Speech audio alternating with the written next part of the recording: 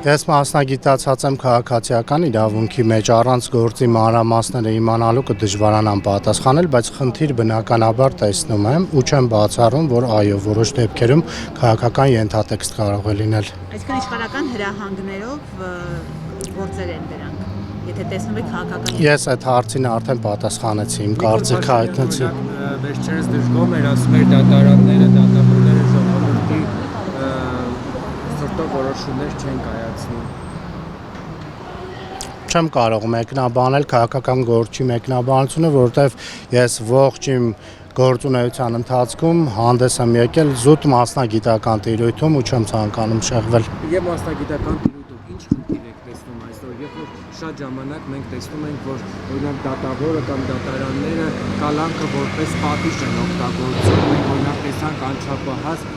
նորացին երեխայի եւ մորը երբ որ կալանավորեցին հասարակական արձագանքից հետո նոր եղավ փոփոխություն շատ ժամանակ խնդիր չի որ կալանքը որպես պատժի միջոց է կիրառվում օրինակ շատ ժամանակ ասում են որ տնային կալանքն է կալանավորման խիստ պատիժներից մեկը բայց չի սահմանվում որպես ոչ քրեական գործերով մասնագիտացած փաստաբան մեկ բան հստակ կարող եմ ասել որ կալանքը պետք է լինի ծայրահեղ միջոց եթե մնացած բոլոր խափանման միջոցները իզորու չեն ապահովել այդ դերակատարը ասում եմ մեր երկրում կալանավորներն ավելի շատ են կամ դատապարտյալները Ճիշտ ասած չեմ լսել, ճիշտ ասած։ Իհարկե անկախ եմ անում։ SMS չեք ստացել երբևիցե։ Երբևիցե։ Կարշինյանն ասում է չկա մի դատավոր, որի չկատարի։ Կներեք։ Ձեզ որ հրանք ինչ-որ մի բան անել եք, թե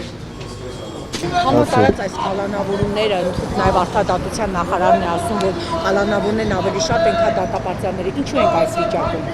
Ու չեմ կարող ասեմ, քրեական գործեր չեմ քննում, ոլորտին քաղաքացիական գործերով SMS ուղղորդումներ ԲԴԽ նախարարը։ չի եղել, իմ հանդեպ հաստատ չի եղել։ Վստահ ԲԴԽ Իմ հանդեպ միանշանակ չի եղել։ Հաստատ քննարկում չի եղել։ Որևէ քննարկում չի եղել։ Սկորնիկով Փաշինյանցն է։ Էլ չեմ ուզում պատասխանել։ Դրան շուտ պատասխանել եմ արդեն։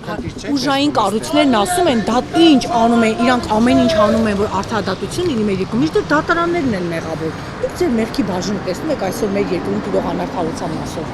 Ոչ։ Մենք չենք տեսնում, ինչ խնդիր եք տեսնում դատարաններում։ Խնդիրներ շատ կան, բայց երկար խոսակցություն է, այստեղ ինչ են կարող մանրամասն պատասխանել։ Չէ, չեմ ուզում։ Լավ, դուք Ուրախ եմ ձեզ տեսնելու համար։ Երբևիցե SMS ուղղորդումներ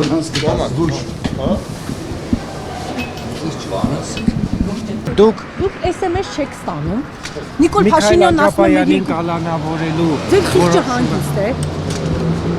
որոշել եք լրել նախորդ քննությունը նաև աչքի առաջ ունենալով թե ինչ կապեր եւ ինչ զանգեր էին հնչում այս անգամ ձեր շանսերը ինչպես եք տեսնում Եթե մասնակցում եմ, ինձ թվում է բավականին բարձր եմ համարում շանսերը, մնացած մասով չեմ մեկնաբանել։ Ինչու պետք է ընտրեն հենց օրինակ Տիկին Հարությունյանին, շատ հետաքրքիր է։ Որտեվ ներկայացնում եմ ոլորտային կազմակերպություն, որը մասնագիտացված է, որը բավականին երկար տարիների փորձ ունի, ես ինքս մշտապես խոսել եմ եւ խոսում եմ համակարգի խնդիրների մասին եւ ամենակարևորը